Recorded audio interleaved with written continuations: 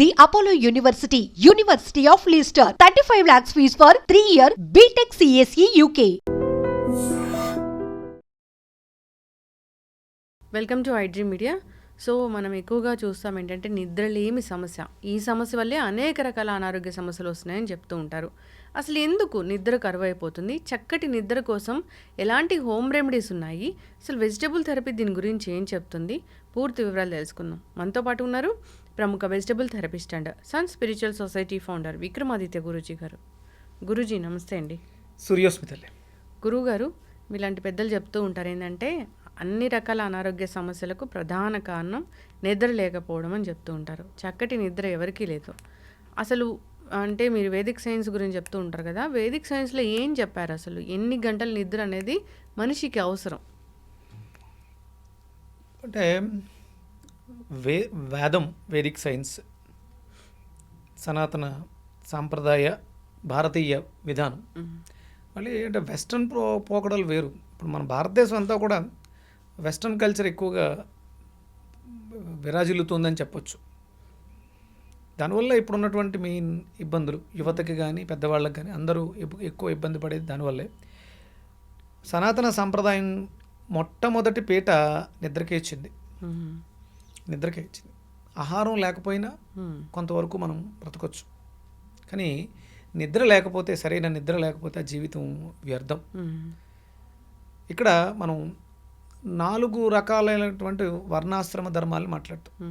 అది బ్రాహ్మణ, క్షత్రియ, శూద్ర, వైశ్య. ఇవి ఎలా ఉంటాయంటే నిద్రిస్తున్నప్పుడు మనిషి చేష్టలుడిగి ఏమీ చేయలేక నిస్సహాయంగా నిద్రని ఆవహిస్తాడు. అప్పుడు శూద్రుడిగా ఉంటాడు. అంటే పని ఏమీ ఆలోచించాల్సిన అవసరం లేకుండా, శ్రమ పడక్కర్లేకుండా, ఏమైనటువంటి ఆపేక్ష లేదు నిద్రపోవడానికి. అందుకని దాన్ని శూద్రత్వం అంటారు. రాచరికం తనను తాను కాపాడుకుంటూ తన కుటుంబాన్ని, తన వ్యవస్థని కాపాడుకునేదాన్ని రజోగుణం అంటారు. అంటే రాజులు, క్షత్రియులు, బ్రాహ్మణుడు అంటే జ్ఞానాన్ని. నిద్రపోయే సమయంలో మనం ఆలోచించాల్సిన, చదవాల్సిన ఇవేమి ఉండవు. సుప్త చేతనావస్థలో ఉండి మనిషి నిద్రిస్తూ ఉంటాడు. అందుకని అప్పుడు మనం బ్రాహ్మణులు కూడా కాదు. ఫలాఫెక్స్ ఏమీ లేదు, ఏమీ ఆశించట్లేదు. కంటి నిండా నిద్రపోతే చాలు. అంటే నేను 8 గంటలు నిద్రపోతే నాకు ఏమైనా ఇస్తారా అనే ఉండదు. కాబట్టి వైశ్యులం కూడా కాదు. శూద్రత్వం అనేది నిద్రలో కావాలి. శూద్రులు అంటే పెద్దగా ఎక్కువ శ్రమ లేకుండా మనం జీవితాన్ని మార్చుకోవటం అని చెప్తుంది. అలాగే మనం ప్రతిరోజు మనిషి ఎంత నిద్రపోవాలంటే వాళ్ళ పనులను బట్టి ఆ నిద్ర అనేది అవసరం. ఎక్కువ శ్రమ చేస్తున్నారు, ఎక్కువ శారీరక శ్రమ ఉంది, వాడు అంత శ్రమ పడిన తర్వాత ఇలా వెళ్ళి పడుకుంటే అలా నిద్ర పట్టేస్తుంది.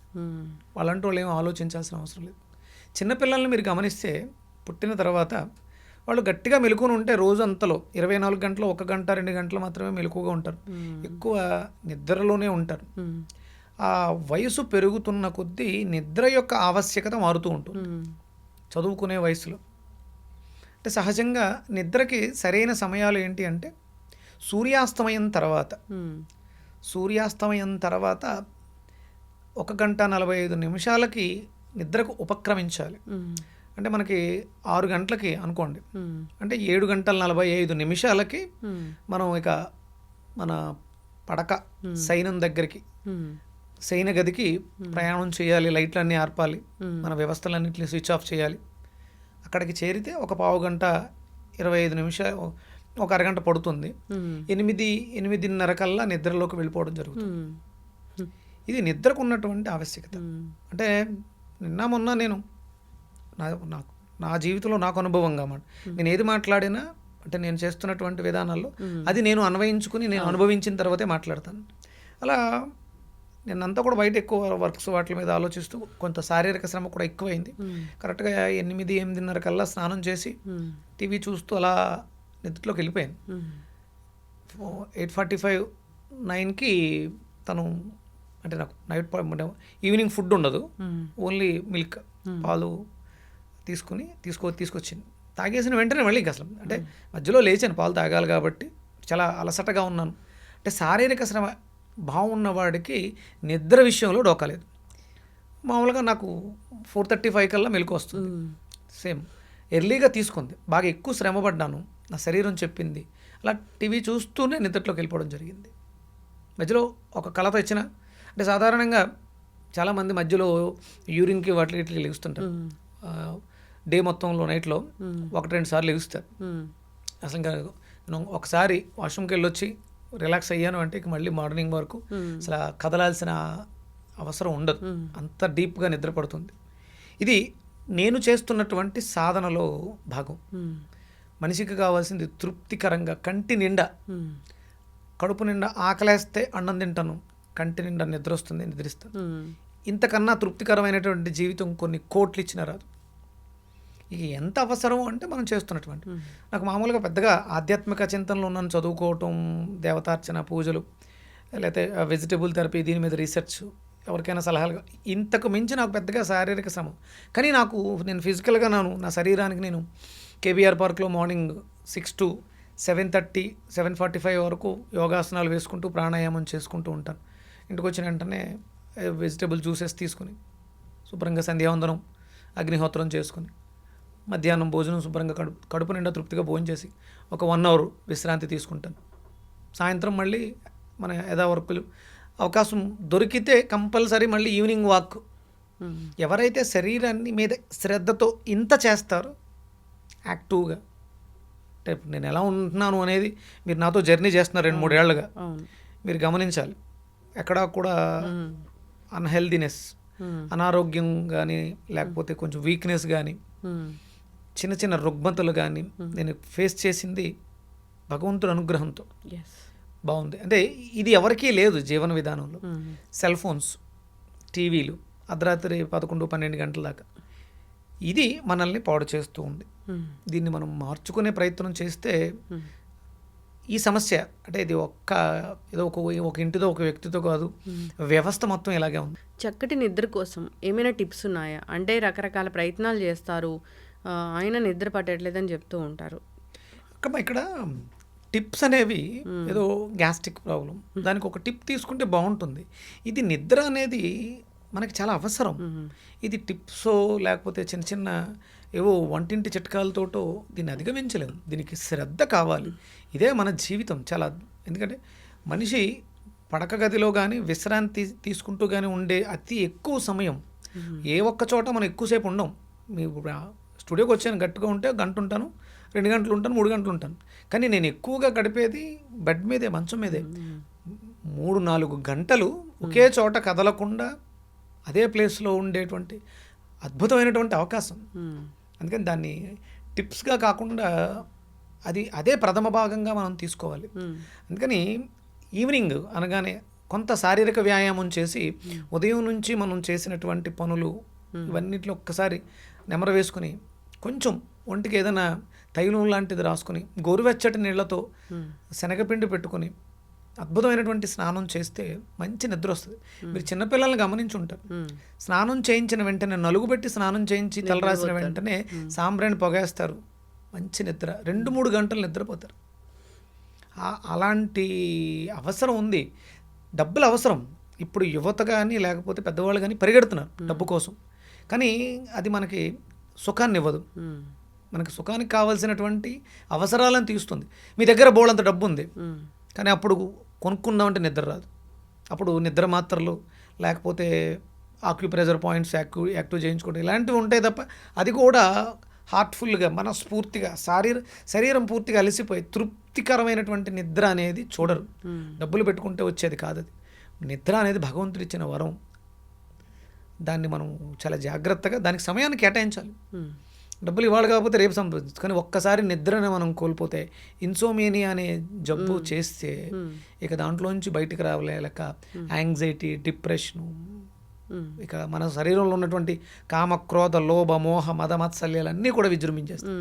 అందుకని నిద్రకి చాలా ప్రాధాన్యత ఇవ్వాలి. అందుకని సాయంత్రం మన వర్క్స్ని కంప్లీట్గా మీరు మీ ఆఫీస్లో చెప్పేయాలి. ఇంతకంటే అర్జెంట్ పని ఇంకోటి ఏమి ఉండదు. రెగ్యులర్గా మనం చేస్తున్న వర్కే. 8:30 తర్వాత 8 తర్వాత ధనలక్ష్మి ఫోన్ స్విచ్ ఆఫ్ ఉంటుంది. మళ్ళీ తనతో మాట్లాడాలంటే మార్నింగే ఇక అంతకన్నా అంటే ఒక సంస్థ నుంచి ఉద్యోగం చేస్తున్న ప్లేస్ నుంచి మనకు వచ్చే ఎమర్జెన్సీ కాల్స్ ఏముంటాయి. మనమేం డాక్టర్లం కాదు. అందుకని అర్జెంటుగా సర్జరీ ఏదో పడింది, ఎమర్జెన్సీ కేసు వచ్చింది, అలా అంత ఉండదు. కాబట్టి నీకు నువ్వు ఇంపార్టెంట్. అందుకని ఒక టైం పెట్టుకోవాలి, 8:30 వర్క్స్ అన్ని క్లోజ్. శుభ్రంగా మంచి స్నానం. నీ శరీరాన్ని నువ్వు ప్రేమిస్తే నిద్ర నిన్ను ఆవహిస్తుంది. నీ శరీరాన్ని నువ్వు ప్రేమిస్తే నిద్ర నిన్ను ఆవహించి ఆలింగనం చేసుకుని తృప్తికరమైనటువంటి ప్రశాంతకరమైనటువంటి నిద్రను నీకు ఇస్తుంది. అందుకని నైట్ పడుకునేటప్పుడు బాగా మంచి ఆయిల్ ఒంటికి రాసుకుని నలుగుపిండి పెట్టుకుని శుభ్రంగా స్నానం చేస్తే ఎందుకు రాదమ్మా నిద్ర? అంటే మిల్క్ తీసుకున్న నిద్ర వస్తుంది అద్భుతంగా. అందుకనే మనకి సాయంత్రం అంటే పగలంతా కూడా సూర్యుడి యొక్క ప్రభావం ఉంటుంది, సాయంత్రం చంద్రుడి ప్రభావం ఉంటుంది. పాలలో చంద్రుడి యొక్క ఆవశ్యకత అధికంగా ఉంటుంది. ఇప్పుడున్న పరిస్థితులలో అంటే డేలో పాలు తాగకూడదు, నైట్లో మజ్జిగ తాగకూడదు. దానికి రివర్స్ చేస్తున్నాం మనం. డే అంతా మిల్క్ ప్రోడక్ట్స్, నైట్ అంతా బటర్ మిల్క్ ప్రోడక్ట్స్ ఎక్కువ తీసుకుంటూ ఇవి ప్రాబ్లమ్స్ అవుతున్నాయి. అందుకని ఏంటంటే నైట్ కంపల్సరీ పాలు తీసుకోవడం అనేది శ్రేయోదాయకం. అంటే పాలు ఎంత శక్తివంతం అంటే దాని గురించి మనం మళ్ళీ ఇంకొక ఎపిసోడ్ చేయాలి. గో ఆధారిత పాలు ఏదైతే ఉన్నాయో, గోవు అంటేనే సూర్యుడి యొక్క కిరణాలు, అది చాలా శక్తివంతమైనది. ఆవు పాలు మిరియాల పొడి వేసుకుని తాగి పడుకుంటే అద్భుతమైనటువంటి నిద్ర వస్తుంది. ఇంకా ప్రెషర్ పాయింట్స్ ఏమైనా ఉంటాయా దీనికి? ప్రెషర్ పాయింట్ అని కాదు కానీ స్ట్రెస్ రిలీఫ్, యాంగ్జైటీ ఇలాంటివి ఉంటాయి. కాబట్టి కొంచెం ఆయిల్ రాసుకుని చేతికి, ఇదేదో ఒక పాయింట్ నొక్కేసుకుంటే కాదు, మర్మ థెరపీ అంటారు. మర్మకళ, మన శరీరంలో కూడా మర్మ పాయింట్స్ ఉంటాయి. వాటిని అంటే కరెక్ట్గా పాయింట్ తెలియకుండా ఎక్కడ పడితే అక్కడ నొక్కేసుకుని ఏదో అంటే ట్రీట్మెంట్ చెప్పేవాళ్ళు వాళ్ళ దగ్గరికి వెళితే చేస్తారు. మనం చేయాల్సి వచ్చినప్పుడు మనకు కుదరదు అది. అందుకని ఏంటంటే చేతికి ఆయిల్ రాసుకొని శుభ్రంగా నెక్ దగ్గర నుంచి షోల్డర్ వరకు బాగా మనం మసాజ్ చేసుకుని చేతులను బాగా నలుపుకొని ఈ ఫింగర్స్ విడివిడిగా స్నానం చేసి గోరువెచ్చటి నీళ్ళతో స్నానం చేసి శుభ్రంగా ఒక గ్లాస్ మిల్క్. అందరూ చేసే పెద్ద పొరపాటు ఏంటంటే ఆ టైంలో 8 తర్వాత 9 తర్వాత 10 తర్వాత తినేటువంటి ఫుడ్ ఏదైతే ఉందో అది మిమ్మల్ని మీ నిద్ర అనే సిస్టమ్ని పాడు చేస్తుంది. ప్రాణం చాలా విలువైంది, దాన్ని కాపాడుకోవడానికి ఎంత తక్కువ తింటామో అంత ఆరోగ్యంగా ఉంటాం. అక్కడ మీకు కావాల్సిందే నిద్ర, ఫుడ్ కాదు. కానీ మీరు బలవంతంగా ఫుడ్ పెట్టి ఆ సిస్టమ్ని పాడు చేస్తున్నారు. అందుకని ఏంటంటే తినకపోయినా ఏమీ కాదు, తినకుండా పడుకోవడమే ఉత్తమం అని చెప్తాను. ఒక గ్లాసు పాలు తాగండి సరిపోతుంది. అందుకని నైటు ఈ జంక్ ఫుడ్స్ ఏవైతే ఉన్నాయో అవన్నీ పూర్తిగా అవాయిడ్ చేయండి. వాటిలన్నీ అవాయిడ్ చేసి శుభ్రంగా నూనె అవి బాగా రాసుకొని చేతులకు రాసుకోండి, మెడకు రాసుకోండి. వీలైతే అరికాళ్ళలో శుభ్రంగా అరికాళ్ళకు కూడా మంచి ఆయిల్ రాసుకొని మసాజ్ చేసుకొని వేడి నీళ్ళతో స్నానం చేసి పడుకోండి. నిద్ర ఎందుకు రాదో చూద్దాం. లైట్ ఫుడ్, బాడీని చాలా తేలికగా ఉంచండి. ఉదయం చాలా హెవీ ఫుడ్ తీసుకుంటూ వచ్చాం. మార్నింగ్కి ఫుడ్, మధ్యాహ్నం మంచి లంచ్, డిన్నర్ వస్తువులోకి పూర్తిగా స్కిప్ చేసి ఏదన్నా లైట్ జావ లాంటిది, జావ తర్వాత ఒక గ్లాసు పాలు తాగండి. అద్భుతమైనటువంటి నిద్ర వస్తుంది. చక్కటి ఇన్ఫర్మేషన్. అయినా అంతా చేసినా ఇంకా ఎక్కడో ఇబ్బంది ఉంది అనుకుంటే ఒక చిన్న అరోమా ట్రిప్ ఉందమ్మా. అరోమాలో లావెండర్ మీకు అద్భుతమైనటువంటి నిద్ర వస్తుంది.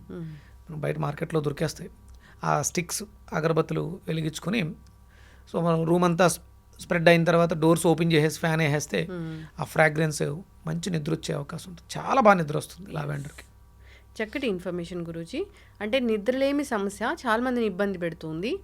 మీరు అన్నట్లు 7:45కి నిద్ర కోసం ఉపక్రమించాలి అంటే సాయంత్రము అందరూ తెల్లవారుజామున అదే మార్నింగ్ 7:45కి నిద్ర కోసం ట్రై చేసే పరిస్థితి మనం చూస్తూ ఉన్నాము. అంటే పూర్తిగా మారిపోయింది, నిద్ర ఎవరికి పడడం లేదు. సో దీనికోసం మీరు చక్కటి ఇంకోటి కూడా చెప్తాను. ఇంకా అంటే చాలా ఇబ్బంది పడుతున్నారు. పొట్లకాయ ఈ విషయంలో చాలా అద్భుతంగా పనిచేస్తుంది నిద్ర కోసం. పొట్లకాయ జ్యూస్ ఈవినింగ్ మీరు తీసుకోగలిగితే రెగ్యులర్గా ఒక 30 days తీసుకోగలిగితే నిద్ర అంటే ఎందువల్ల చెడిపోయిందో దాన్ని బాగు చేస్తుంది. పొట్లకాయ సిస్టమ్ని కరెక్ట్ చేస్తుంది. చక్కటి ఇన్ఫర్మేషన్ గురూజీ. అందరూ కూడా ఫాలో అవ్వాలని కోరుకున్నాం. ఎందుకంటే అందరికీ నిద్ర లేమి సమస్య ఖచ్చితంగా ఉంది. మీరు చెప్పిన ఆ టైంకి ఎవరు నిద్ర అయితే సరిగా పోవడం లేదు. సో మిల్క్ కూడా బాగా పనిచేస్తుంది, ఆవు పాలు తీసుకోవడం శ్రేష్టం అని చెప్పారు. ఈవినింగ్ నిద్రకు ఉపక్రమించే ముందు తీసుకోవాలని కోరుకుందాం. ప్రెషర్ పాయింట్స్ కూడా చెప్పారు, అది కూడా ట్రై చేయాలని కోరుకుందాం. ఏదైనా మనసుకి ప్రశాంతంగా ఉండి నిద్రపోవాలన్న ఆలోచన కూడా ఉండాలి. అవును. మొబైల్ చూస్తే ఖచ్చితంగా నిద్ర అనేది రాదు. అవును. పెద్ద పెద్ద డాక్టర్లే చెప్తూ ఉంటారు స్క్రీన్ టైంని తగ్గించుకోవాలి అని. అందరూ ఫాలో అయ్యి హెల్తీగా ఉండాలని కోరుకుందాం. చక్కటి ఇన్ఫర్మేషన్, ధన్యవాదాలు. సూర్యస్మితలి. Sir, one life lesson what medicine has taught you. whatever you can do without expecting.